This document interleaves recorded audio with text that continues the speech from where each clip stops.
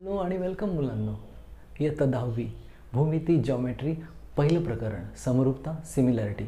थोडं कठीण प्रकरण आहे, पण आपण जर नीट लक्ष दिलात तर हा प्रकरण आपल्याला सोपं जाणार आहे. आम्ही इथे काय केलं आहे, प्रत्येक संकल्पना सोपी करण्याचा प्रयत्न केलेला आहे, ज्यामुळे तुम्हाला ना काहीही त्रास होणार नाही. So all the best. मुलांनो, माझ्याकडे एक आकृती आहे. ओळखलीत का तुम्ही ही कसली आकृती आहे? Have you identified this figure? बरोबर, हा त्रिकोण आहे. दिस इज अ ट्रायंगल. आत्ता मी मुलांनो थोडासा बदल केला या आकृतीमध्ये, आणि यावरून तुम्ही सांगू शकाल बी सी आणि ए डी काय आहे ते? बी सी पाया आहे, बेस, आणि ए डी उंची आहे, हाईट. बरोबर ओळखलत ना मुलांनो? ह्या दोन गोष्टी आहेत ना, आपण त्रिकोणाशी संबंधित एका फॉर्म्युलामध्ये यांचा वापर करतो. तुम्ही सांगू शकाल कोणता फॉर्म्युला, सूत्र? अगदी बरोबर, त्रिकोणाचे क्षेत्रफळ बरोबर 1/2 गुणिले पाया गुणिले उंची. Area of a triangle is equal to half into base into height. आता मुलांनो, ह्या सूत्राचा वापर करून आपल्याला गणिते सोडवायला आपण शिकलो 7वीमध्येच, पण 1 मार्कांची गणितं अजूनही आपल्याला SSCमध्ये येऊ शकतात. आपण प्रयत्न करूया. मुलांना आपल्याला बेस पाया 10 सेंटीमीटर दिला आणि हाईट उंची 6 सेंटीमीटर. तर आपण ह्या किमती ह्या फॉर्म्युलामध्ये भरून गणित सोडवू शकतो का? प्रयत्न करा, मला वाटतं तुम्हाला येणार आहे. बघा मुलांना, मी सोडवलं. ह्या किमती घेतल्यात 10 आणि 6, आणि त्यावरून भाग देऊन मला उत्तर आलेलं आहे 30 सेंटीमीटर वर्ग, इंग्लिशमध्ये सेंटीमीटर स्क्वेअर. मुलांना ही गणितं 2 प्रकारे विचारतात. एक तर तुम्हाला बेस, हाईट, पाया आणि उंची देतील, आकृती देणार नाहीत आणि तुम्हाला गणित सोडवायचं आहे. आणि दुसरी पद्धत अशी आहे की आकृती देतील, त्यावरून तुम्हाला बेस, हाईट, पाया, उंची ओळखून गणित सोडवायचं आहे. आपण त्यातलं पण एक गणित बघूया. पहा मुलांनो, ही आकृती दिली आहे. याच्यामध्ये बेस पाया 8 आहे, उंची 4. इथे बाजूला ते लिहून देतीलच असं नाही, पण आकृतीमध्ये नुसतं देऊ शकतात. तर ती आकृती पाहूनसुद्धा आपण सहज लिहू शकतो. आणि हे लिहायचं आहे आपल्याला. त्रिकोणाचे क्षेत्रफळ बरोबर 1/2 गुणिले बी सी पाया आहे गुणिले ए डी उंची. Area of triangle is equal to half into base into height. तर ते बेस आणि हाईट, पाया, उंची हे शब्द लिहिण्याची गरज नाही. तुम्ही असं डायरेक्टली करू शकता. किंमत घ्यायची आणि सोडवायचं आहे. मुलांना होमवर्कसाठी हे गणित आहे, हे तुम्ही न चुकता सोडवा. मुलांना एक महत्त्वाची गोष्ट सांगायची आहे तुम्हाला. बघा मी इथं काय लिहिलं आहे. ए म्हणजे एरिया आणि कंसात त्या त्रिकोणाचं नाव. याचं वाचन करतात एरिया त्रिकोण ABC, area of triangle ABC. तर असं सुद्धा लिहिण्याची पद्धत आहे. इनफॅक्ट आता ह्या प्रकरणामध्ये आपल्याला असं बऱ्याच वेळा लिहायचं आहे. मुलांना मी आता आणखीन एक त्रिकोण काढलेला आहे. PQR आणि उंची PS, हाईट, आणि QR बेस पाया आहे. तुम्ही असं लिहू शकता का? बघताय का एकदा जरा? बघा. असंच लिहिलं ना तुम्ही? Very good. या त्रिकोणात पाया बेस आहे EF, उंची, हाईट आहे DG. या त्रिकोणामध्ये पाया MN, बेस, LM, उंची, हाईट. आणि ह्या त्रिकोणामध्ये बघा जरा, ह्या त्रिकोणाकडे जरा नीट लक्ष देऊया. ठीक आहे, हा आहे विशाल कोन त्रिकोण. या ठिकाणी पाया ओळखलात का तुम्ही? हो बरोबर, ST पाया बेस आहे आणि उंची PV आहे. आता याच त्रिकोणात मी थोडासा बदल करतो. बघा जरा कठीण करण्याचा प्रयत्न करतोय, लक्ष द्या. बघा मुलांनो, या ठिकाणी आता मी बदल केलेला आहे. त्रिकोण तोच आहे STP. आणि आता पाया आणि उंची ओळखू शकता. हे बघा, TP पाया आहे, base is PT and height is SK, उंची S. मुलांनो, हा त्रिकोण बघा MPN, हा विशाल कोन त्रिकोण आहे. It is an obtuse angle triangle, ज्याच्यामध्ये कोन P जो आहे तो विशाल कोन आहे, ऑब्ट्यूस अँगल. तर याच्या समोरच्या बिंदूतून जेव्हा आपण उंची काढतो, वी ड्रॉ हाईट, ती नेहमी त्रिकोणाच्या बाहेर असते, लक्षात घ्या. म्हणून त्रिकोणाचं नाव MNP आहे, पण उंची MQ आहे, लक्षात घ्या. आणि बेस काय आहे पाया? तर PN, NQ नाही, लक्षात घ्या. त्रिकोणाचं नाव MPN आहे, म्हणून बेस पाया NP आहे, उंची MQ. तर इथे तुम्ही ह्या त्रिकोणाचं पाया आणि उंची लिहू शकाल का? कमॉन, बघा असंच लिहिलं आहेत ना तुम्ही? Very good. आता ह्या किमती घेऊन तुम्ही त्रिकोण PQRचं क्षेत्रफळ एरिया काढू शकता का? जमणार आहे बघा तुम्हाला. मुलांनो, खरं म्हणजे आपण 1.1 मधलं 3रं गणित करत आहोत. हो, ही आकृती आहे. त्यांनी आपल्याला QR PS दिलं आणि PR सुद्धा दिलं आणि QT काढायचं आहे. आपण पहिल्यांदा ह्या त्रिकोणाचं क्षेत्रफळ काढलं ह्या दोन गोष्टींचा उपयोग करून, आणि आता ह्या त्रिकोणाचं क्षेत्रफळ आणि ही बाजू यांचा वापर करून आपल्याला QT काढायचं. हे जरा कठीण गणित आहे, प्रयत्न करूया. हे बघा मुलांना, एरिया त्रिकोण PQR बरोबर 1/2 PR गुणिले QT. PR बेस पाया आहे आणि QT उंची आहे. हो, एकाच त्रिकोणामध्ये 2 पाया आणि 2 उंची असू शकतात. त्याचं हे चांगलं उदाहरण आहे मुलांनो. ज्या वेळेला बेस पाया QR असेल त्यावेळेला उंची हाईट PS असेल, हे लक्षात घ्या. बघा मुलांनो, ह्या ठिकाणी त्रिकोण PQRचं क्षेत्रफळ एरिया 18 आहे, 18 जे आपल्याला मिळालं. 1/2 गुणिले PR 12 दिलेलं आहे आणि QT काढायचं आहे. त्या ठिकाणी मी काय केलं, 12ला 2ने भागलं 6 आलं आणि मग 18ला 6ने भागूया 3. अशा प्रकारे QT उंची हाईट आहे 3. मुलांनो, माझ्याकडे काही संख्या आहेत. यांना आपण काय म्हणतो आठवते का? हो बरोबर, अपूर्णांक. These are called fractions. पण यांना आणखीन एक नाव आहे, ते तुमच्या लक्षात आहे का? मुलांना यांना आपण रेशिओ म्हणतो, गुणोत्तर. म्हणजे सोप्या भाषेत बोलायचं तर रेशिओ इज अ फ्रॅक्शन, गुणोत्तर म्हणजे अपूर्णांक. आपल्याकडे समजा 2 संख्या A आणि B, तर त्यांचा रेशिओ गुणोत्तर कसं लिहायचं माहिती आहे? A आणि 2 टिंब टाकून B किंवा A भागिले B. याचा उच्चार असा होतो मराठीमध्ये ASB, हे A/B आहे, आणि रेशिओ इज A:B A/B. समजा आपल्याकडे 2 संख्या आहेत P आणि Q, तर यांचा रेशिओ तुम्ही लिहू शकाल का? बघूया यांचं गुणोत्तर लिहिताय का, प्रयत्न करा. हे बघा, बरोबर आलं ना तुमचं. आता मुलांना एक महत्त्वाची गोष्ट समजून घ्या की जो आपला पहिला प्रकरण आहे ना, समरूपता, सिमिलॅरिटी, ह्या प्रकरणामध्ये आपल्याला खूप सारे गुणोत्तर शिकायचे आहेत. We have to learn lots of ratios. मुलांना रिव्हिजन टाईम आलेला आहे. आता ह्या दोन्ही आकृत्या पाहून तुम्ही रिकाम्या जागा भरा. मला खात्री आहे तुम्ही असंच लिहिलं असणार. मी काय लिहिलं आहे मुलांना? हे हो बरोबर ओळखलं. हे 2 त्रिकोण जे आहेत त्यांच्या एरियाचा मी रेशिओ गुणोत्तर लिहिलेला आहे. आणि डाव्या बाजूला जर हे आहे तर उजव्या बाजूला पण गुणोत्तरच येणार आहे, लक्षात घ्या. हे बघा, मी उजवी बाजूसुद्धा लिहिलेली आहे. आणि तुम्हाला असं दिसेल की 1/2 कॅन्सल होतील. तर मुलांना आपल्याला काय मिळालं आहे बघा, 2 त्रिकोणांच्या क्षेत्रफळांचे गुणोत्तर डाव्या बाजूला आहे.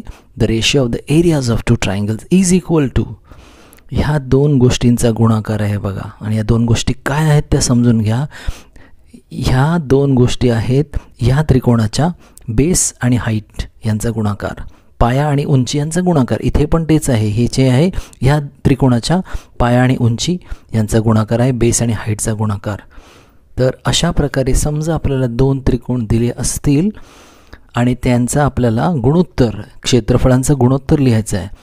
If you have to write the ratio of the areas of the 2 triangles, आपल्याला काय मिळतं तर त्या 2 त्रिकोणांच्या बेस आणि हाईट, पाया आणि उंची यांचा गुणाकाराचा रेशिओ मिळतो उजव्या बाजूला. मुलांना आणखीन एक एक्झाम्पल बघूया आपण. आता इथे परत एकदा आपल्याला 2 त्रिकोण दिलेले आहेत आणि काय काढायला सांगितलं ते पहा. 2 त्रिकोणांच्या क्षेत्रफळांचं गुणोत्तर काढायचं आहे. हे 2 त्रिकोण पाहून हे बघा, या त्रिकोणाचा मी पाया गुणिले उंची, बेस आणि हाईट यांचा गुणाकार लिहिलेला आहे बघा. बेस MN होता, हाईट LP आहे. तर अशाच प्रकारे तुम्ही ह्या 2 गाळलेल्या जागा ह्या त्रिकोणाच्या बाबतीत भरू शकता का? प्रयत्न करा, जमणार आहे तुम्हाला. हेच लिहिलेत ना बाळांनो. ह्या त्रिकोणाचा पाया आहे EF आणि उंची आहे DT, आणि मला खात्री आहे तुम्ही हेच लिहिलं असणार. तर अशा प्रकारे मग एक लक्षात घ्या, तुम्हाला ह्याच्या पुढे आपल्याला ह्या अशा आकृत्या देऊन ते गणित सोडवायला सांगू शकतात. म्हणजे ते काय करतील, तर या ठिकाणी या 4 गोष्टींच्या किमती देतील तुम्हाला आणि त्या भरून तुम्हाला भाग देऊन उत्तर काढायचं आहे. आपण एक उदाहरण घेऊया. हे बघा मुलांना, तुम्हाला एक मी ॲक्टिव्हिटी दिलेली आहे. आकृती पाहून तुम्हाला ही कृती करायची आहे. हे बघा मुलांना, चेक करून घ्या. हे बघा, ह्या त्रिकोण ADKचा DK पाया आहे, उंची AL आहे, बेस हाईट, आणि त्या त्रिकोणाचा SN पाया, बेस आणि TV हाईट आहे. मग किमती मी भरल्यात आणि मग भाग देऊन आपल्याला उत्तर मिळालं 3/2. अशा प्रकारची गणितं 2-3 मार्काला विचारतात बोर्डामध्ये. मुलांनो, हेच गणित ते आकृती न देता सुद्धा आपल्याला सोडवायला सांगू शकतात. ओके, तर खरं म्हणजे 1.1 अभ्यासमध्ये पहिलंच गणित असं आहे की ज्याच्यामध्ये तुम्हाला 2 त्रिकोण दिलेत, दोघांच्या पाया आणि उंची, बेस आणि हाईट दिलेले आहेत आणि तुम्हाला त्या त्रिकोणाच्या क्षेत्रफळांचा गुणोत्तर, we have to find the ratio of the areas of those 2 triangles हे सांगितलं आहे त्यांनी. तर आपण तसं गणित बघूया. मुलांना समजा आपल्याला 2 त्रिकोण दिलेत आणि त्यांचं क्षेत्रफळ जो आहे A1 A2 आहे. If the areas of these 2 triangles A1 A2, त्यांचा पाया B1 B2 आहे, बेस B1 B2 आहे आणि उंची H1 H2, height H1 H2 आहे. तर त्या 2 त्रिकोणांच्या क्षेत्रफळाचा हा जो आहे गुणोत्तर, हे बघा ह्या दोघांचा गुणोत्तर इज इक्वल टू ह्या दोघांचा गुणाकार येणार आहे. बघा आत्ता आपण जे शिकलो ना तेच आहे हे. इथे फक्त त्या त्रिकोणांची नावं नाहीत, बेस हाईटची नावं नाही आहेत, पाया उंचीची नावं नाही आहेत. तर हे आपल्याला एक प्रकारे हा छोटासा फॉर्म्युला म्हटला तरी चालेल, गुणधर्म म्हणा, प्रॉपर्टी म्हणा, काहीही चालेल. तर हे लक्षात ठेवून आपण पुढचं गणित करू शकतो. बघा मुलांना, दिलेल्या गणितावरून आपण मगाच्या सारखं हे सगळं लिहून घ्यायचं आहे. त्याच्यानंतर इथे बघा तुम्हाला त्या त्रिकोणाचा बेस, पाया जो आहे पहिल्या त्रिकोणाचा 9, उंची 5 आहे, दुसऱ्या त्रिकोणाचा पाया बेस 10 आहे आणि उंची 6 आहे, हाईट 6 आहे. तर आपल्याला हा फॉर्म्युला एक प्रकारे लिहायचा आहे आणि ह्याच्यात किमती भरून आपण मगासारखंच गणित करायचं आहे. आम्ही किमती भरलेल्या आहेत अचूकपणे आणि मग त्याच्यानंतर भाग द्यायचा आहे. 5 एकी 5, 5 दोन्ही 10, 3 दोन्ही 6, 3 त्रिक 9 आणि जे शिल्लक राहील त्यांचा गुणाकार करून उत्तर काढायचं आहे. हे बघा, हे उत्तर तर तुम्हाला आलंच असेल, पण मुलांना शेवट असं करायचं आहे. त्या 2 त्रिकोणांच्या क्षेत्रफळांचे गुणोत्तर बरोबर 3/4 किंवा 3/4. The ratio of the areas of 2 triangles is equal to 3:4 और 3/4. या गुणधर्मावरून आपल्याला आणखीन 2 गुणधर्म मिळवता येतात. म्हणजे बघा आपल्याकडे 2 त्रिकोण आहेत, त्यांची उंची सारखी आहे, तर ते कॅन्सल होणार आहे. H1 H2 कॅन्सल होईल. लक्षात घ्या, ही गोष्ट थोडी समजायला डिफिकल्ट आहे. आपल्याकडे 2 त्रिकोण आहेत, we have 2 triangles and they have same or common height, then the height get cancel आणि आपल्याला काय मिळणार आहे फॉर्म्युला तो मी लिहितो. हे पहा, आपल्याला हा फॉर्म्युला मिळेल एक प्रकारे गुणधर्मच आहे तो, प्रॉपर्टी, कारण की त्यांची हाईट सारखी होती म्हणून ते कॅन्सल झाल्यामुळे हा फॉर्म्युला. अशाच प्रकारे समजा आता तुम्ही ट्राय करा. आपल्याकडे 2 त्रिकोण आहेत आणि त्यांचा बेस सारखा आहे, द बेस इज कॉमन और इक्वल. मग फॉर्म्युला कसा मिळेल बघा, ट्राय करा. हे बघा, हा फॉर्म्युला मला माहिती आहे तुम्ही लिहिलंच, असंच लिहिलं आहे. ओके, आता मुलांनो आणखीन एक इथे थोडंसं चॅलेंजिंग प्रश्न. समजा आपल्याकडे 2 त्रिकोण आहेत आणि त्यांचा बेस आणि हाईट, पाया आणि उंची दोन्ही सारखे आहेत, तर काय होईल विचार कराल? पहा मुलांनो, जर त्या 2 त्रिकोणांचे बेस आणि हाईट, पाया आणि उंची दोन्ही कॉमन असतील तर कॅन्सल होतील आणि बघा 1/1, 1/1 आन्सर येईल. म्हणजे ह्या अशा 2 त्रिकोणांचा ज्यांचा बेस आणि हाईट इक्वल असतं, कॉमन असतो, त्यांचा रेशो असतो 1/1, त्यांचा गुणोत्तर असतो 1/1 आणि तिरकस गुणाकार केल्यावर ह्याच्या पुढची पायरी काय मिळते पहा. A1 बरोबर A2 म्हणजे ते 2 त्रिकोणांचं क्षेत्रफळ सारखा असतो, द एरियाज आर इक्वल. तर हे गुणधर्म आपल्याला लक्षात ठेवायचे आहेत.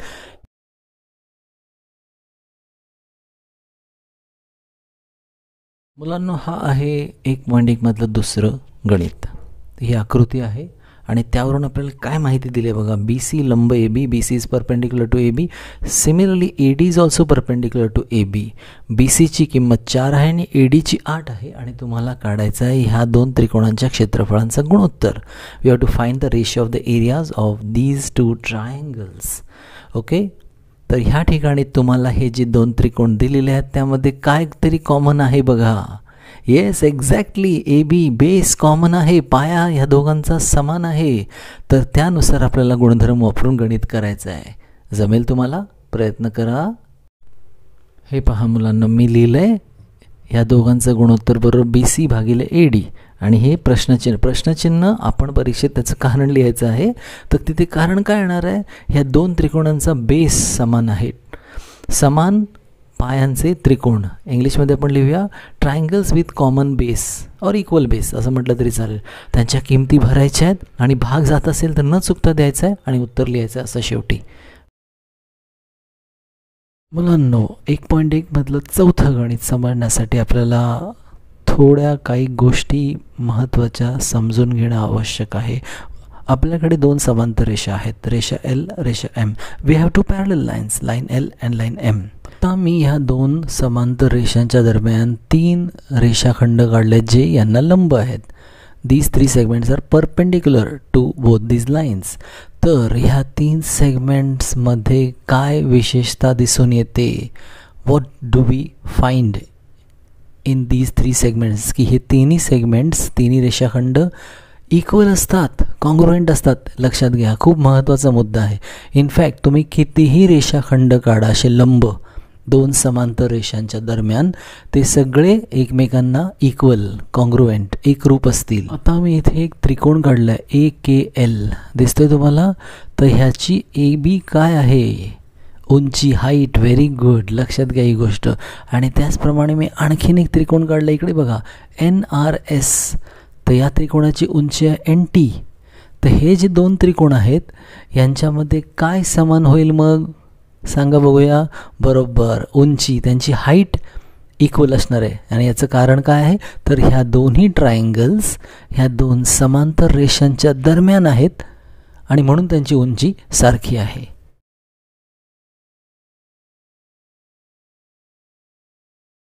थोडक्यात जर दोन समांतर रेषांच्या दरम्यान आपण त्रिकोण काढले तर त्यांची उंची समानच असणार आहे.